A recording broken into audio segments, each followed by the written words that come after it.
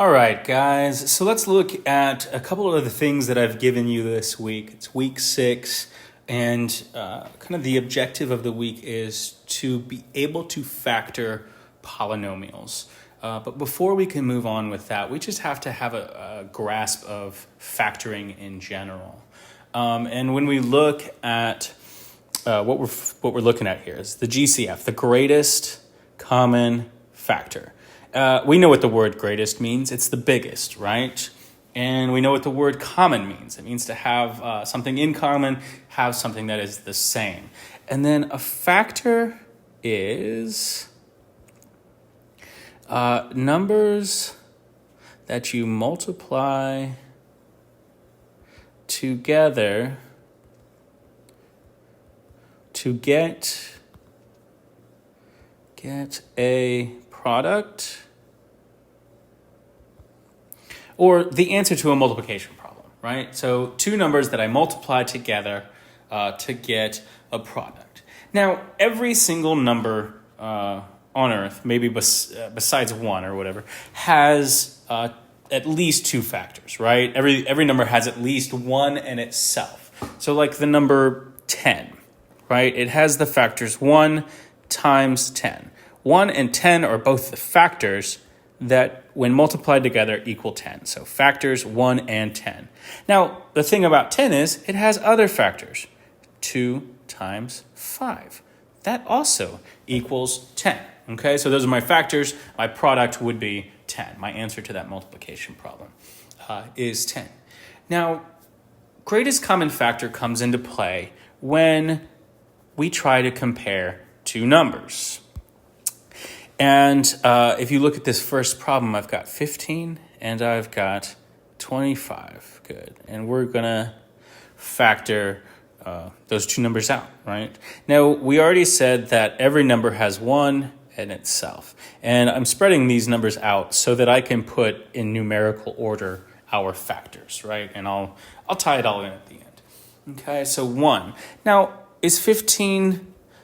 when I say, we know that division is the inverse of multiplication. So I can also determine if a number is a factor by dividing the product by one of its factors or one of its proposed factors. So if I divide 15 by 1, I'll get 15, right?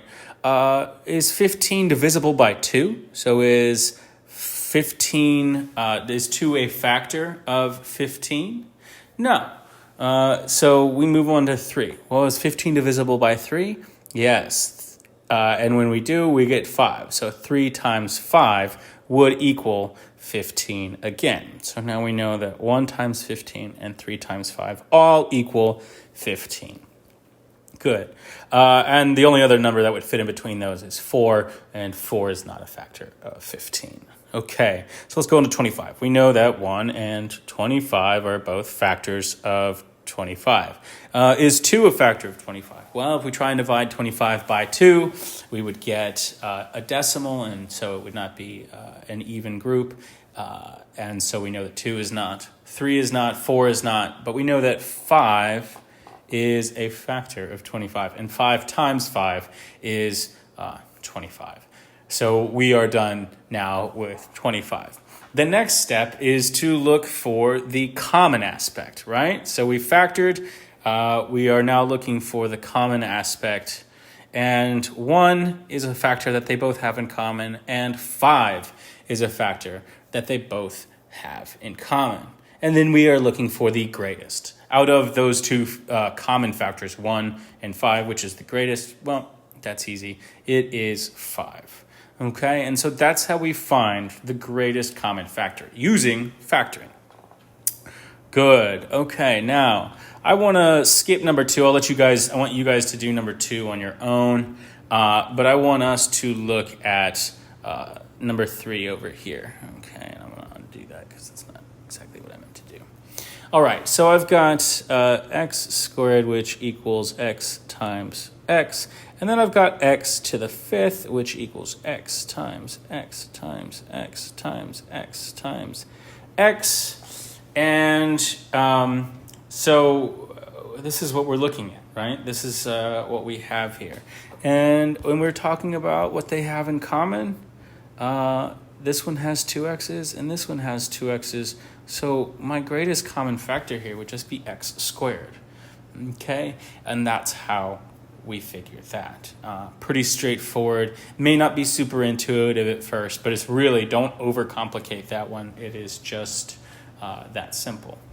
Okay, so let's look at how this applies to factoring polynomials.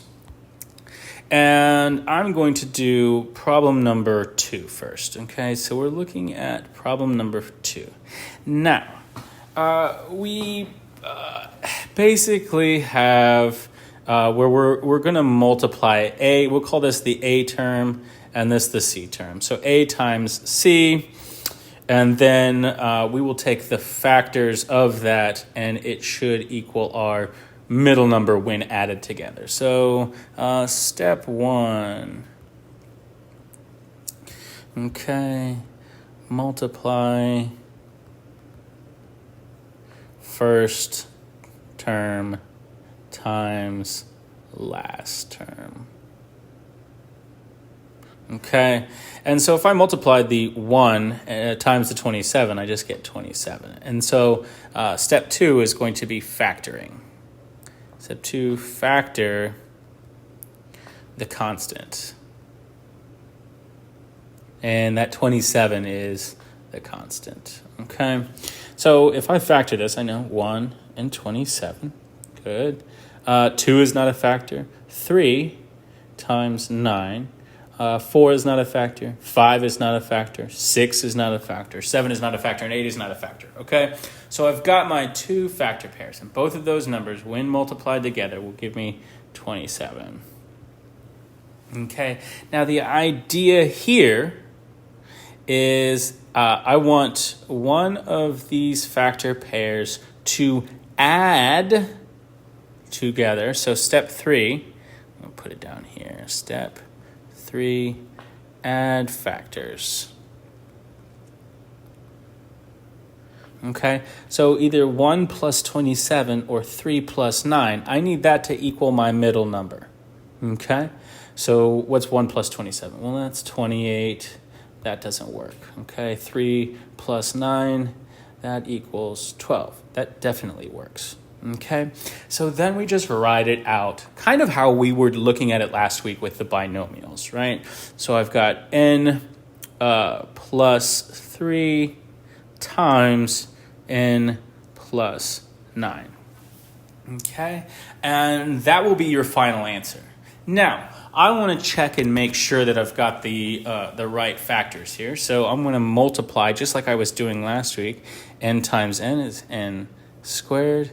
N times 9 plus 9n. 3 times n is 3n. And then 3 times 9 plus 27. I combine these like terms and get 12n. So then I have n squared plus 12n plus 27, which is exactly what we started with. And that is how we do that. Okay. Now I'm going to go back and I want to do one that has negatives. Okay, and feel free to pause that video at any time. The reason I'm erasing is I need to have as much space as possible. Okay, so on question number 3, we want, our a terms times our b term, which gives us 28. Factor that out. 1 and 28, 2 and 14. All of these numbers multiply together to get 28. No 3. 4 times 7, no 5, no 6, and that's all we have. And like I said, all of those numbers multiply to get 28. Now, we know that to get a positive number when multiplying positive, we can do 2 positives or 2 negatives, right? And if I look at my middle number and it's negative, which is it going to be? 2 positives or 2 negatives? Well, obviously it's going to be 2 negatives. So I'm going to go in and I'm going to change all of these to both be negatives. Now, when I combine them, they have to equal negative 11. Negative 1 and negative 28, does that equal negative 11? No. Negative 2, negative 14, does that equal negative 11? No. Negative 4 and negative 7, does that equal negative 11? Yes. Okay. So now I have x minus 4 times x minus 7. Okay. And if I multiply those together, right, to go back, this is my answer right here. X minus 4 times x minus, let's make that more of a 7. But I like to double check just to make sure we've got the right thing. And if I go through and I multiply, x times x is x squared. X times negative 7 is negative 7x. Negative 4 times x is negative 4x. And negative 4 times negative 7 is a positive 28 because we know that a negative times a negative equals a positive. X squared minus 11x plus 28 after we combine those middle terms. And that is really all there is to it, guys. It is really straightforward. I hope that this helps. I hope that everybody's doing well. Please reach out. Please show up to my Google Classroom Hangout sessions. I've got a couple in the morning, got a couple in the afternoon, or email me, and I'm usually willing or able to get online just about any time. So let's work something out. Let's get this understanding. I hope you guys are doing well. I'll talk to you later.